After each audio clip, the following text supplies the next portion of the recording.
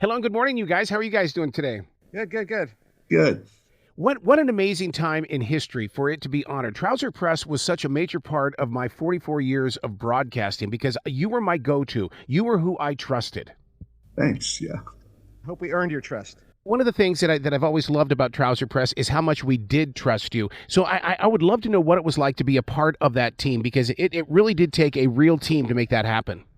It was a very isolated existence. We had an office on Times Square. We kind of went in every day and did what we did, and didn't really know what impact we were having or who it was mattering to. We would get letters to the editor. We'd get a couple of subscription orders every day. But basically, it was kind of like being in a bunker and just sort of like shooting the magazine out to the world and not really knowing whether it mattered to anybody. I mean, it was only after the magazine ended in 1984 that we really kind of got a full view of how many people had really appreciated and responded and been affected by what we did. I mean, I still get people, I meet people and go like, oh my God, you did Trouser Press. Wow, that was great when I was growing up, and like these were people that we never knew existed when we were doing it. Yeah, see, and that's that relationship that I love, and that like when it comes to alternative music, because once alternative music really made its way to radio, all of a sudden the alternative was being played every 45 minutes, and that's what I loved about Trouser Press is that you guys were the alternative, but you stayed the alternative. Yeah, well, we started when there was no real chance of the music that we liked getting any real exposure in America, and that was sort of our mission, was to write about bands that and artists that just weren't really getting a lot of coverage in American mainstream media. We did cover a lot of big bands, like Dave interviewed Jimmy Page and things like that, but we put a lot of classic, what are now classic rock bands on the cover. But when the new wave happened, we jumped right in with both feet and started covering bands that had one single out of like Leicester, England, or something like that. How important was your connection to college radio stations? Because they seem to be that one place where these bands could be heard. We I tried was a to program director at a college radio station. I think we both did radio. Yeah, well, a little bit, but I mean, we tried to kind of market our magazine to college radio, but we weren't very successful. Kind of took like College Media Journal coming along to kind of really make that an industry that could actually have an impact. Right. So when it comes to punk rock versus post rock, because I'm talking with a lot of new age punk bands today, is there a difference between the two, or is today's music pretty much pop punk? Well, I mean, there's certainly a lot of pop punk around, but I think it's kind of mutated. I mean, there was kind of one moment when like Green Day and Blink 182 and and the Muffs and a couple of bands like that were all doing the same kind of music at the same time. But I don't really know if there's a lot of bands like that anymore. I still go back to my old Queers albums. Yeah, I was with Johnny Rotten a couple of times, and one of the things that he always reminded me, he says, "I'm not a punk band, I'm a blues band." Do you believe that it went into that area? No, he's a liar. A hugely talented and influential figure, but he's a liar. Can you believe that 50 years have gone by? Because it feels like that it was just yesterday. It doesn't feel like it was yesterday, but Dave and I look at each other a lot and go like, I can't believe how long it's been that we've known each other, that we've done this stuff. I mean, Dave and I met in high school in 1969. Wow. And so, that's a long time to be best friends with somebody. Wow. Yeah, you really grew up in that glam rock generation, didn't you? Yes, we did. Yeah, we did. Wow. I mean, because and I wish most of today's listeners would understand that even if they're asking Alexa or even going to iHeart to pick up these glam rock bands, the real story of these bands and why they did what they did.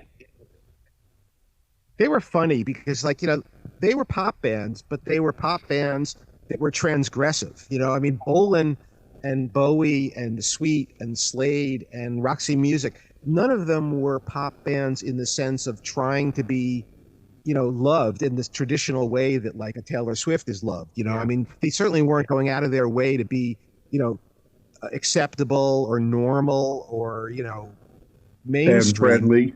Yeah.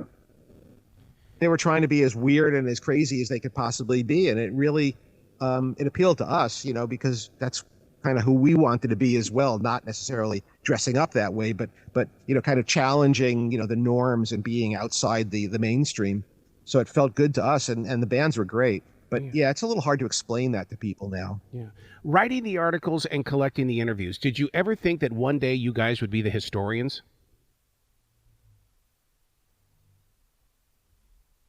I think Dave did. Yeah, I always approached it from kind of a historical perspective. It's kind of what I was interested in. So, I'm happy we ended up there as historical artifacts.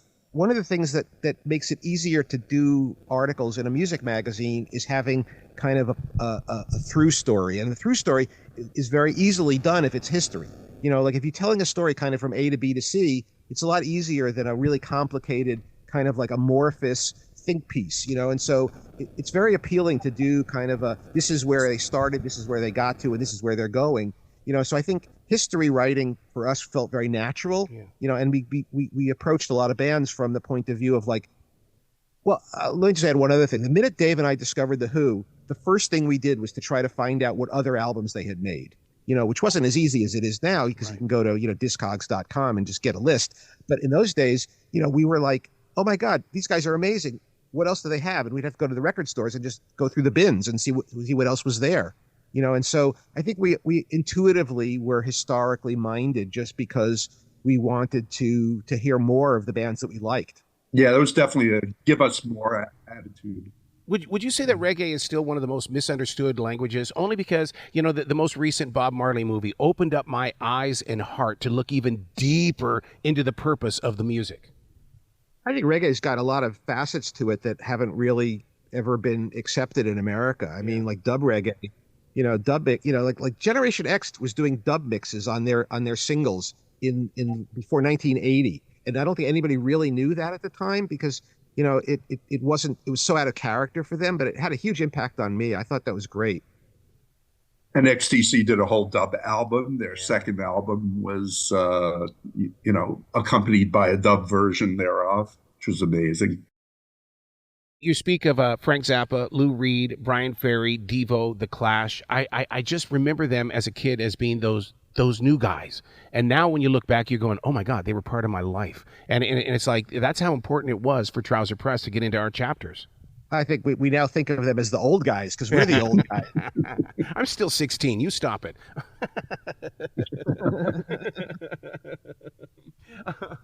What was the best part of the plan lived out, or did you? It's like we can get a little bit more. We can get a little bit more. Well, I think we would have liked to have kept going, but for a variety of reasons, it just kind of became impossible. Spin Magazine started like shortly after we ended. And they started with, Penthouse money. They had $1 million to start their magazine. We had $60 to start our magazine. And, I think if we'd had $1 million, we would have been going a lot longer. And, I think we could have had this sort of impact that Spin had is kind of like, Spin became like the alternative magazine in the 80s. And we were that, but we stopped. But I think we could have kept going. It would have been interesting. And certainly the rise of something like Pitchfork, makes me a little nostalgic for like what we were able to do with a whole lot less resources. We would have been just as mean and bitchy as Pitchfork is.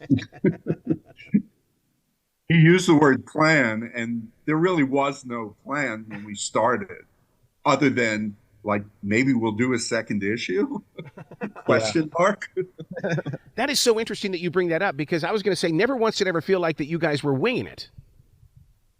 We definitely were winging it. Really? Oh my God. Always.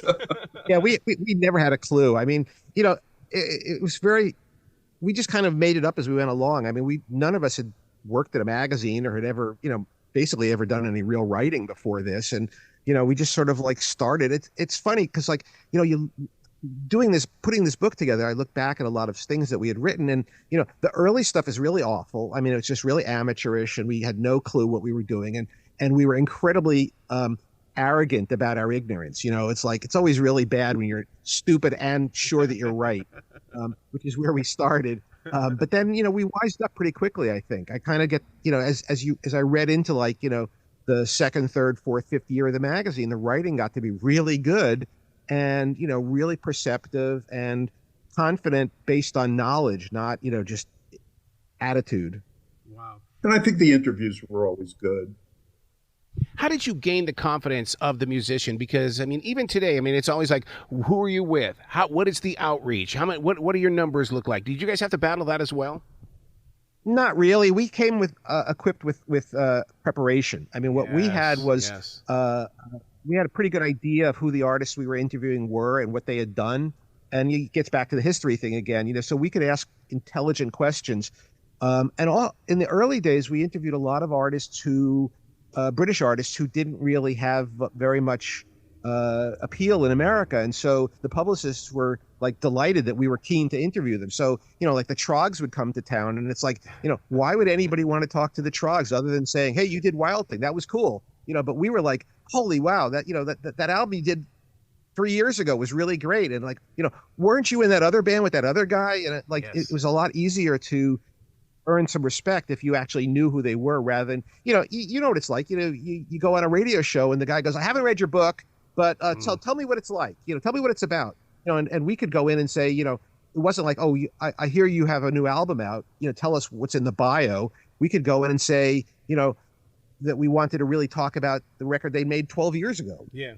It always freaked them out, or even today it freaks them out when I start breaking down the music itself. I don't know that we talk to a lot of artists about their lyrics, Dave. Yeah, not a lot of specifics, no. But I think they would have talked about them had we asked about specific lyrics or when we did. I just don't remember that was a big focus. Yeah. I once got into it with Elvis Costello over his use of the N-word, which he denied. Even though it was in the song. Yeah, it's on Brutal Youth, right?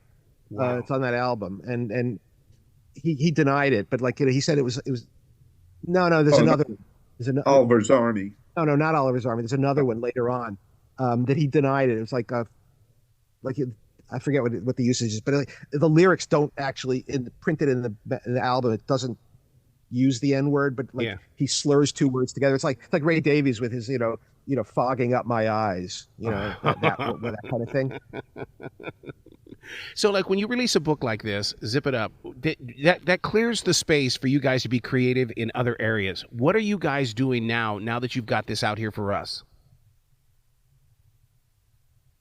Well, I'm running Trouser Press Books, which is the publisher of Zip It Up. So, I've got a lot of other books in the way and books on that we've done, music books. And so we're just trying to kind of keep the ethos of Trouser Press alive through other media. I work for Premier Networks, so I'm kind of involved in music and getting out music information to radio stations every day. See, we can't shake it, can we? It just stays in our blood. But I thought it was very interesting that you talk about getting the story out there, because in my notes I go, how could you keep this at 440 pages? There has to be a trilogy or something that's taking place. And you just answered that question.